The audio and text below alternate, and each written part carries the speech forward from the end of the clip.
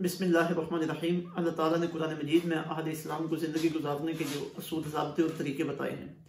ان میں ایک طرف تو یہ بتایا گیا ہے کہ تمہارے دوست کون ہیں اور تم نے کن کے نقش قدم پہ چلنا ہے اور کن کے ساتھ دوستی کا ہاتھ بڑھانا ہے، اور دوسری طرف یہ بھی بتا دیا گیا ہے کہ تمہارے دشمن کون ہیں، کنہیں تم نے اپنا دشمن سمجھنا ہے اور کن کے راستے پر چلنے سے تم نے بچ کے رہنا ہے۔ تو قرآن مجید کے بیان کے مطابق مسلمانوں کے سب سے بڑے دشمن یہودی ہیں۔ مسلمانوں کی عملی زندگی کا کوئی بھی شعبہ ایسا نہیں ہے جہاں پہ یہودی مسلمانوں کے مقابلے میں کھڑے نہ ہوں، چاہے ان کا مذہبی شعبہ ہو، معاشرتی ہو، سماجی ہو، معاشی ہو، سیاسی ہو، ہر جگہ یہودی مسلمانوں کا مقابلہ کرنے کے لیے کھڑے ہیں۔ یہودی ایسی قوم ہے جو کسی زمانے میں اللہ رب العزت کی محبوب قوم رہی ہے اور عروج پہ رہی ہے۔ قرآن مجید میں اللہ تعالیٰ نے ان کے عروج کا ذکر فرمایا۔ سورہ البقرہ کی آیت نمبر 47 میں ارشاد فرمایا گیا، یا بنی اسرائیل اذکروا نعمتی التی انعمت علیکم،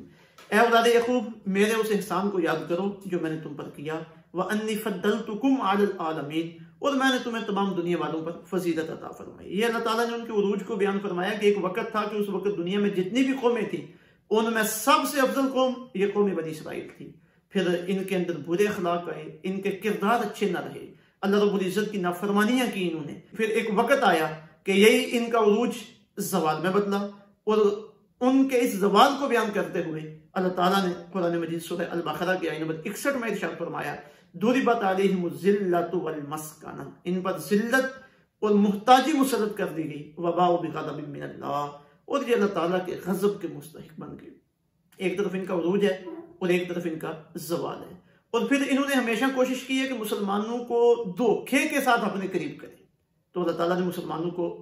اس اعتبار سے بھی متنبع فرما دیا۔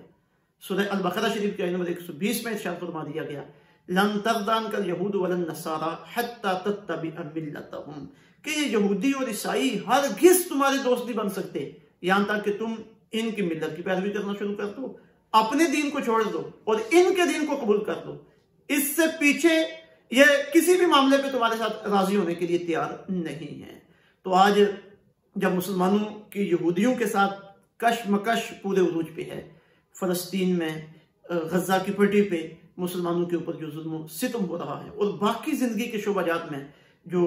یہودی مسلمانوں کے خلاف ڈٹ کے کھڑے ہیں اور ہر اعتبار سے مسلمانوں کو نقصان پہنچانے کی کوششیں کر رہے ہیں، آج ضرورت ہے کہ قرآن مجید میں اللہ رب العزت نے یہودیوں کا جو تعارف کروایا، ان کی جو تاریخ بیان کی، ان کے عقائد، ان کے نظریات اور ان کے برے اعمال، اخلاق اور ان کا جو کردار بیان کیا ہے، آج اہل اسلام کے سامنے ہو، قرآن مجید کی ان آیات کو کھولا جائے، ان کی گہرائی میں جا کے انہیں سمجھا جائے، تاکہ ایک طرف تو ان کی دشمنی کی نوعیت ہمارے سامنے آئے اور دوسری طرف ان کے برے اخلاق، کردار اور اعمال ہمارے سامنے آئے جن سے ہم عبادت حاصل کریں، نصیحت حاصل کریں، اور ہماری زندگی کے اندر وہ برے اعمال نہ آئیں۔ اس وقت اللہ رب العزت کی ہمارے اوپر جو کرم نوازی ہے، کہیں ایسا نہ ہو کہ ہم بھی وہی اعمال کر کے اللہ رب العزت کے غضب کے مستحق نہ بن جائیں۔ تو اسی ضرورت کے پیش نظر آج سے ہم سلسلہ شروع کر رہے ہیں قرآن مجید کی ان آیات طیبات کے بیانات کا جن میں اللہ تعالیٰ نے یہودیوں کے اخلاق، اعمال، کردار اور ان کے تعارف کا ذکر کیا، تاکہ ہماری نئی نسل اپنے ان دشمنوں سے آگاہ ہو سکے، ان کے اخلاق، اعمال اور کردار سے آگاہ ہو سکے، ان کے طریقہ کار سے آگاہ ہو سکے اور پھر ان سے بچ سکے۔ تو ہمارا اس میں طریقہ کار یہ ہوگا کہ پہلے قرآن مجید کی آیات طیبات کی روشنی میں ان کے اعمال کا، اخلاق کا، کردار کا، نظریات کا ذکر ہوگا، ان کے ان معاملات میں ہمارے لیے جو عبرتیں اور نصیحتیں ہیں اور ہماری زندگی کے اندر جو باتیں ان کی طرح کی آ چکی ہیں ان کی نشاندہی کی جائے گی، اس امید کے ساتھ کہ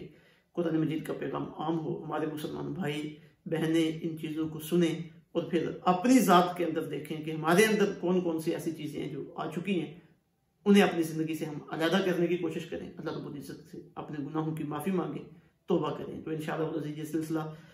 ایک ہفتے میں 2 یا 3 بیانات فیس بک پہ اور یوٹیوب چینل پہ آ جایا کریں گے، آپ سے انہیں سنیں، اپنے پاس انہیں نوٹ کریں اور ان پر عمل پیرا ہونے کی کوشش کریں۔ اللہ رب العزت عمل کی توفیق عطا فرمائے۔